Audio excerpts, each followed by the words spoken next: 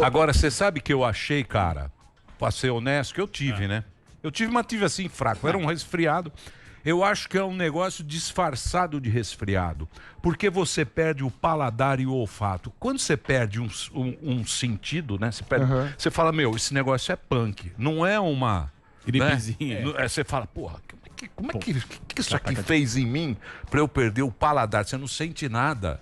Você come uma laranja, é nada, isso é uma massa. Aí você fala, porra, esse bicho é danado. É alguma coisa que a gente não sabe, mas como fica esse negócio que dá um resfriado em você fica meio... Então, quer dizer, eu sou um cara que eu respeito esse tal de Covid aí. Eu respeito. E é o que a gente foi descobrindo, né? No começo não tinha essa descrição que perdia o paladar, perdia o olfato. Depois que os casos foram aumentando, é que a gente foi aprendendo tudo isso.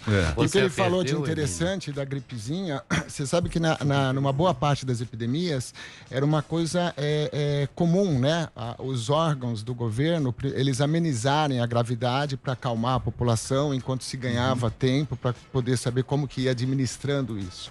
Então, se você vai para a gripe espanhola de 1918, o nosso governo falava, é uma gripezinha que está acontecendo lá na Europa, provavelmente deve ser mais um dos limpa-velhos, que limpa-velhos era o nome da gripe, por causa da mortalidade grande. Aquele detox.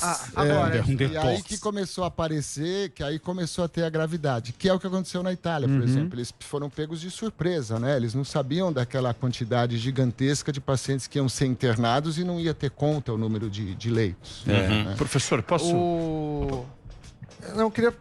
Desculpe interromper. Tudo bem. Tem muita gente hoje, e eu queria saber se também tem registro na história, que é contra a vacina. Falar que vacina não funciona. E essa do Covid ainda tem uma suspeita, as pessoas têm mais receio, porque foi uma vacina rápida. Eu queria que você falasse um pouco como que a população enxerga as vacinas e se dá para confiar nessas vacinas que devem surgir nos próximos meses. O problema das vacinas é que desde do momento em que elas apareceram, primeiro que assim, a primeira vacina que apareceu foi no final do século XVIII. No final do século XVIII, o que o Edward Jenner teve de raciocínio? As ordenhadeiras na Inglaterra, quando elas pegavam uma doença que era da vaca, que era o cowpox, que causava umas bolhas na mão, e a gente sabe que esse vírus ele é geneticamente semelhante ao vírus da varíola. E quando tinha uma epidemia... Foi na varíola, né? Na varíola. E quando tinha uma epidemia de varíola, o dito é que elas não pegavam a doença. Então, aí ele achou que aquela vesícula que aparecia protegia. Então, ele começou a colocar o material da vaca, que, por isso que é vacina, que é em latim. Pegou o material da vaca e começou a usar.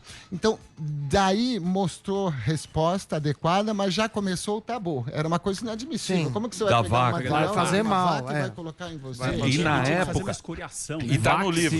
Fazer uma escoriação no braço. Agora já tem um assunto. E na época tem no livro que saíam fotos de pessoas com chifre, com cabeça de vaca. Virar vaca. Eu falava, como uma vaca? Que loucura. Mas muito interessante. Deixa ele só concluir. E aí depois, conforme foi aparecendo a segunda, que veio com Pasteur, a vacina para raiva, as vacinas elas foram mesmo evoluindo. Então elas tinham muitos efeitos colaterais, elas transmitiam doenças, porque a gente usava plasma de humanos, então teve casos de transmitir hepatite B. Então tiveram uma série de problemas. E aí a gente ainda resgata esses problemas lá atrás. Hoje em dia as vacinas são absolutamente seguras. Quando elas são lançadas, elas passam por todas as etapas. E a gente tem um problema muito grave, que o fato da gente estar vulnerável a alguns trabalhos. Então, por exemplo, em 1998, saiu um trabalho no Lancet, mostrando que o mercúrio das vacinas poderia ser o responsável por esse aumento do autismo. Nossa, isso foi um estrago gigantesco, porque o Lancet é uma revista extremamente respeitada, é a mais antiga. O nome de Lancet é por causa da lanceta, porque os cirurgiões eles lancetavam para fazer sangria na época do século XIX e assim por diante. Isso foi um estrago, porque isso disseminou numa época em que a gente tinha agora internet, sites, blogs... Eu não sabia isso, doutor. E isso foi uma coisa que os antivacinas usaram como referência. Olha, tá vendo? As vacinas causam autismo.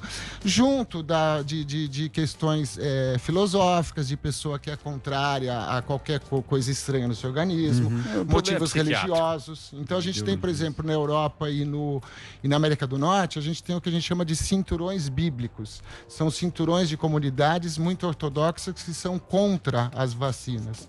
Então isso contribuiu muito para essa popularização anti-vacina. E doutor, é uma coisa absurda a gente hoje em dia ainda ter epidemias lá nos Estados Unidos, lá no hemisfério norte, de rubéola todos os anos, de sarampo todos os anos. É como se voltasse a varíola, imagina voltar a varíola. Exatamente.